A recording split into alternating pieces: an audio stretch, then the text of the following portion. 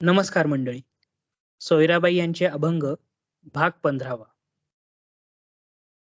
आधीच्या 2 भागात आपण संत चोखामेळा, संत सोयराबाई यांच्या कुटुंबाची माहिती घेतली, त्यांच्या कुटुंबातल्या प्रेमाची माहिती घेतली आणि त्यांचं देवाशी असलेलं एकरूपत्व आपण लक्षात घेतलं.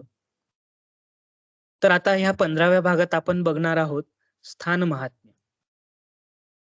संत चोखामेळा आणि त्यांचं कुटुंब यांचं जे मूळ गाव होतं, त्या मूळ गावाविषयी असलेलं प्रेम संत सोयराबाई यातनं व्यक्त करतायत.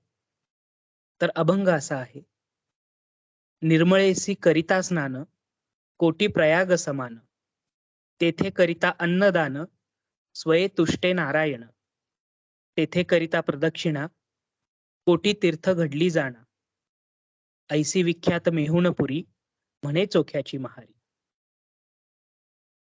निर्मळेसी करिता स्नान, कोटी प्रयाग समान. मेहुणपुरी हे जे गाव आहे हे आत्ताच्या बुलढाणा जिल्ह्यात देऊळगाव राजा तालुक्यात आहे आणि तिथे निर्मळा नावाची नदी आहे. त्या नदी किनारी वसलेलं हे मेहुणपुरी नावाचं गाव. तर सोयराबाई म्हणतात की निर्मळेसी करिता स्नान, की त्या निर्मळा नदीत स्नान केल्यानंतर कोटी प्रयाग समान, की आपलं जे प्रयागराज आहे ज्याचं नाव आधी अलाहाबाद होतं, तर तिथल्या संगमावर स्नान केल्यानंतर जेवढं पुण्य लाभतं, तर असं कोटी वेळा स्नान केल्यानंतर जेवढं पुण्य लाभेल तेवढं एकदा एका निर्मळेत स्नान केल्यानंतर लाभतं. तेथे करिता अन्नदान, स्वये तुष्टे नारायण, की त्या ठिकाणी जर तुम्ही अन्नदान केलं तर स्वतः नारायणच संतुष्ट होतात. तेथे करिता प्रदक्षिणा, कोटी तीर्थ घडली जाणं.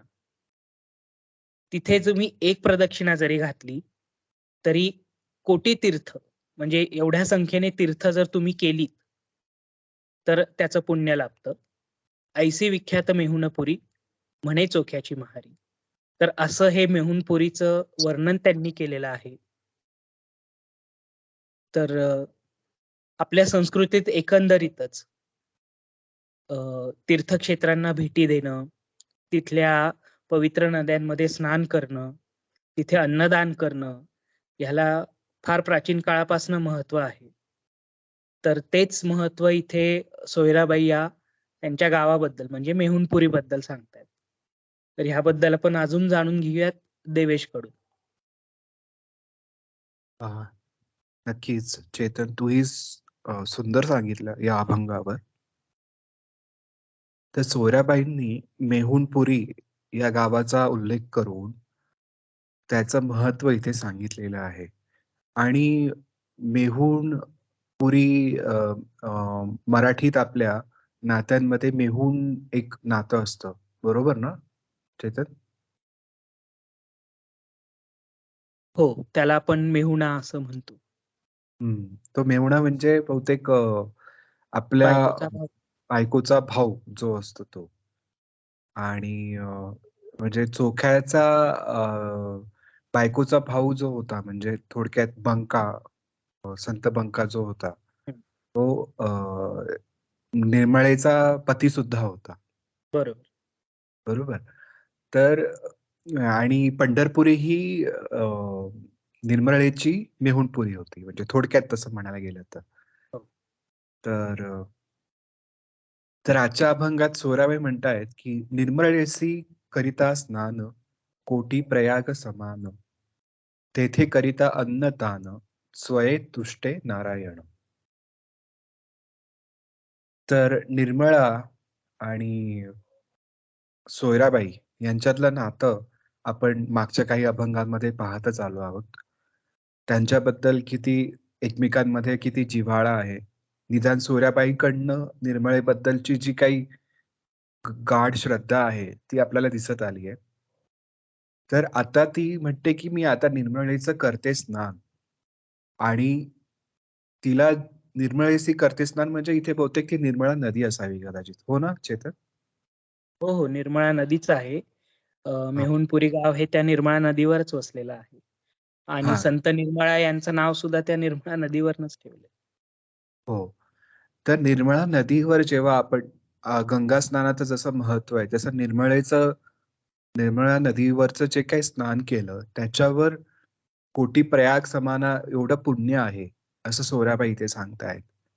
आणि तिथे जर कोणी अन्नदान केलं, तर तिथे स्वतः नारायण तुष्ट होतात, संतोष पावतात.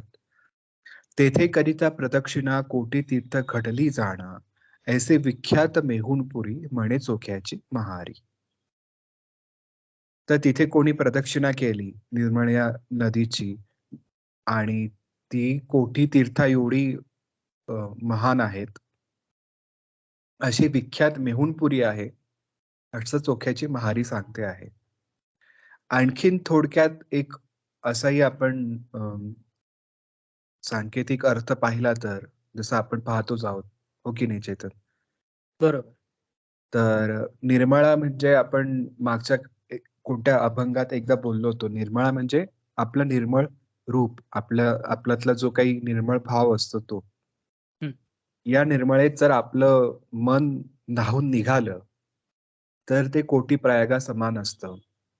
आणि जर त्या निर्मळेत जे शुद्ध झालेलं मन आहे, त्यातनं अन्नदान झालं. अन्नदान म्हणजे की ज्या काही वांछा, ज्या काही आपल्या वासना पूर्ण होतात, ज्या काही त्या मनाने पूर्ण होतात, तेव्हा आपला नारायण, आपला आतला नारायण तुष्ट पावतो. आणि त्या शुद्ध मनाने, त्या निर्मळ मनाने आपण प्रदक्षिणा केली, आपलं कुठेही वावर झाला, कुठे विचरण केलं आपण, तर ते कोटी तीर्थांचं पुण्य आपल्याला मिळतं. अशी विख्यात मेहुणपुरी. मेहुणपुरी म्हणजे तिला म्हणायचंय की थोडक्यात तान आता पंढरपुरी. आता चेतन मला चर्चेत सांगत होता, की मेहुणपुरीचं एवढं महत्व आहे का? आपण एकदा बघायला हवं. तर आम्हाला तसं एवढं काही संदर्भ सापडले नाहीत. आपल्याला पंढरपूर माहिती आहे, पैठण माहिती आहे, देहू आळंदी माहिती आहे. मेहुणपुरी वारकरी संप्रदायात तरी किती महत्वाची हे आम्हा दोघांना तरी आत्ता तरी माहिती नाहीये. पण त्याचं महत्व असणारच. पण तिला म्हणायचंय की सर्वसाधारण स्थान सुद्धा जेव्हा निर्मळेच्या नदीसारख्या ठिकाणी जेव्हा निर्मळा नदी आपल्याला मिळते, मनामध्ये उद्भवते, तेव्हा ते स्थान सुद्धा मेहुणपुरी होतं. एखादं पंढरपूर होऊ शकतं. असं तिला इथे सांगायचं आहे सोयराबाईला. तर असा सुंदर अभंग आज मिळाला आहे. तर आज कोणता तुला आणखीन अभंग आठवतोय चेतन? अभंग नाही, पण मला एकंदरीत स्थान महात्म्य ह्या गोष्टीबद्दल थोडं बोलावसं वाटतं, की आपल्या देशात फक्त महाराष्ट्रात असंच नाही, तर पूर्ण देशात स्थान महात्म्य ह्या गोष्टीला खूप महत्व आहे. म्हणजे आता एक साध्या मनाला एक प्रश्न पडतो, की घरात पण गणपतीची मूर्ती आहे. तर मग दगडूशेठला कशाला जायचं? हं. किंवा घरात शंकराची मूर्ती आहे, तर 12 ज्योतिर्लिंगे कशाला करायची? बरोबर. तर त्या स्थानाचं एक महत्व असतं. हल्लीच्या पिढीला एक फार महत्वाचा शब्द आहे ना, एक परवलीचा वाइब्स. तर त्या स्थानाच्या एक लहरी असतात वेगळ्या. आणि आपल्या पूर्वजांनी ही घालून दिलेली एक परंपरा होती, की तुम्हाला जर कुठे फिरायला जायचं असेल, तर तुम्ही अशा ठिकाणी जा, की जिथे तुम्हाला चांगल्या लहरी मिळतील. हं. बरोबर. तर ह्या अशा गोष्टीतनं स्थान महात्म्य घडतं. तुला माहिती आहे मी स्वतः त्र्यंबकेश्वरचा आहे. तर आमच्या इथे एक अशी ओवी ओवी म्हणता येईल किंवा एक म्हण म्हणता येईल अशी आहे, की त्र्यंबकेश्वरला ब्रह्मगिरी नावाचा एक पर्वत आहे, की जिथे गोदावरी नदीचा उगम होतो. तर आणि ब्रह्मगिरी पर्वताची प्रदक्षिणा ही आता बऱ्यापैकी प्रसिद्ध झालेली आहे. तर त्याविषयी एक म्हटलं जातं, की "ज्यासी घडली ब्रह्मगिरी, त्यासी नाही यमपुरी." अच्छा. हं, हं, हं, हं. तुम्ही त्या ब्रह्मगिरीची जर प्रदक्षिणा केली, तर तुम्ही थोडक्यात अमर व्हाल किंवा नरकात जाणार नाही वगैरे अशा पद्धतीने. तर अच्छा. अशा काही गोष्टी रचून म्हणी किंवा ओव्या, अभंग रचून आपल्या संतांनी, आपल्या पूर्वजांनी ही एक परंपरा आपल्याला घालून दिली आहे, की ठीक आहे, देव सगळीकडे आहे, देव तुमच्याही घरात असतो, पण त्या स्थानाचं एक महात्म्य असतं. तर ते तिथे जाऊन ते अनुभवलं पाहिजे. या निमित्ताने चेतन मला आणखीन याच्यात सांगावंसं वाटतं, की त्या स्थानात आपण का जातो? त्या स्थळाला आपण भेट का देतो? हं, कारण असंही असतं, की तिथे लहरी असतात असं म्हणतात. पण हं, ते आपल्याला वाटतं, की हे मानलेलं आहे. हं, पण आणखीनही आपण असं थोडा आणखीन खोल विचार केला, तर असं वाटतं, की मला इथे सांगावसं वाटतं, की आपल्या मनात जे भाव उत्पन्न होतात, जे हं, आपल्या अ, लहरी असतात किंवा जे काही तरंग येतात मनावर, हं. तर अशा ठिकाणी जाऊन बऱ्याच चांगले-चांगले लोकं, बरेच भावनाशील, बरेच सद्भावना असणारी लोकं तिथे आधी पोहोचली होती. तिथे त्यांचा हं, वास होता. तिथे त्यांनी आपल्या मनाचे तरंग उमटवले होते आणि बरोबर, त्यांचं ते स्थान त्यामुळे निर्माण होतं. जसं चुंबक लहरीचं एक क्षेत्र मानलं जातं काही ठिकाणी. बरोबर. तर त्या ठिकाणी म्हणजे असं मी कुठेतरी वाचलं होतं, की आळंदीला कोणीतरी प्रयोग केला होता, की चुंबक लहरींचा तिथे क्षेत्र आहे की नाही समाधीजवळ. हं. कोणत्यातरी हो, हो. शास्त्रज्ञाने. म्हणजे मी पण मला ती वाचलं. हां, ती पूर्ण कथा मला माहिती नाहीये. पण त्यांना तिथे काहीतरी जाणवलं होतं. तर बरोबर, अ, ते शास्त्रीयदृष्ट्या काय असेल ते असेल. पण आपण साधारण माणूस म्हणून आपण ज्या ठिकाणी जातो, तिथे अनेक अशा चांगल्या लोकांनी आपले मन, आपल्या भावना व्यक्त केलेल्या असतात. सद्भावना व्यक्त केलेल्या असतात. त्या पद्धतीच्या सद्भावना आपल्या मनातही प्रतिध्वनी म्हणून निर्माण व्हायला हव्यात. म्हणून आपण तिथे जात असतो. म्हणजे तू बरोबर, म्हणालास ना, दगडूशेठला काय जायला पाहिजे? तर दगडूशेठला जाणारे कितीतरी लोकं असतात. कितीतरी लोकांच्या मनाच्या ज्या सद्भावना असतात. असं नाही की नेहमी सद्भावनाच असतात. काही लोकांच्या हो, व्यावहारिक, सांसारिक मागण्या पण असतात. पण असं नाही की पण आपण तिथे मन मोकळं करू शकतो. आपल्या मनातलं तरंग तिथे उमटत असतात. बरोबर. म्हणून स्थान महत्त्व असतं. असं मला इथे सांगावसं वाटतं. आणखीन एक मला 2 खुलासे करायचे होते. मी आपले जे अभंग आपण सांगतोय त्याच्यामध्ये काही दुरुस्ती मला सांगायची होती. एक बरं. मागच्या अभंगामध्ये एकदा मी अ, विसोबा खेचर आणि नामदेवांचा जो उल्लेख केला होता. परळी हो, वैजनाथला त्यांची भेट झाली हो. असं मी म्हटलं बरोबर. होतं. हं. पण त्यांची भेट औंढा नागनाथला झाली होती. परळी बरं. वैजनाथला नाही. तर औंढा नागनाथचं ते मंदिर आहे. ते हं. विसोबा खेचरांचं क्षेत्र होतं.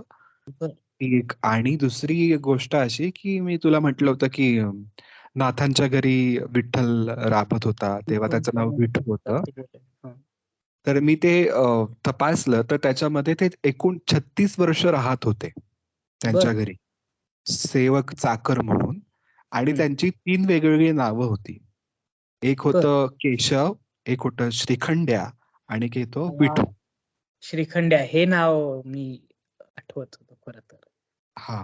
तर श्रीखंड्या नावाने पण तो राहिला, विठू हं. नावाने राहिला आणि केशव नावाने पण राहिला. बरं. तर हे मला जे मागे आपण जे सांगितलं त्याच्यात मी थोडा अभ्यास करून अभ्यास म्हणजे थोडंसं हं. धांडावून पाहिलं, धुंडाळून पाहिलं खरं तर. तर आणि हे खरं करायला पाहिजे आपण, की आपण जे काही संदर्भ सांगतो ते कधीही खरे असायला हवेत किंवा त्याची सत्यता तपासली गेलेली असायला हवी म्हणून मी सांगितलं. आपण पुढच्या अभंगापासनं प्रयत्न करूयात, की जे बोलत आहोत कारण ते कारण सत्यतेपासून. आपण असं अगदी ठरवून काही बोलत नाही. आपण अगदी चर्चेच्या माध्यमातून बोलत आहोत. तेव्हा कोणते रेफरन्सेस येतात, कोणते संदर्भ येतात ना, ते आपल्याही हातात नसतं. त्यावेळेस जेव्हा जी हातात ती जी माहिती असते, त्यानुसार आपण सांगत असतो. पण त्याची बरं. सत्यता तपासून घेणं अगदी गरजेचं असतं. म्हणून मी खुलासा केला. नाही अगदीच ते आपल्याकडनं कुठलीही अनावधानाने का होईना चुकीची माहिती जायला नको. खरं आहे. आणि असं सुंदर आजचा अभंगही खूप छान होता. तर आणि आजच्या सबस्क्रायबर्सबद्दल तू सांग चेतन? अ, सध्या आपली सबस्क्रायबर्सची संख्या ही तब्बल 24 पर्यंत पोहोचलेली आहे. तर प्रतिसाद मिळतोय चांगला आपल्याला. हो. पण आणखीन तर कमेंटच्या माध्यमातून, प्रतिसादाच्या माध्यमातून आम्हाला कळवा. ही नक्की. आमची विनंती. माझी एक छोटीशी तक्रार आहे माझ्या श्रोत्यांना, आमच्या श्रोत्यांना, की व्ह्यूज आहेत व्हिडिओजना, पण कमेंट्स नाहीयेत. तर मनमोकळेपणाने कमेंट्स करा. काय आवडतंय, काय नाही आवडत आहे. आणखीन काही किती सामील तुम्हाला करून घ्यायचं असेल हं, तेही सांगा. बरोबर. तर मग तर आज आपण इथे थांबूयात. हो. जय जय जय जय रामकृष्ण. जय जय रामकृष्ण हरी. धन्यवाद. धन्यवाद.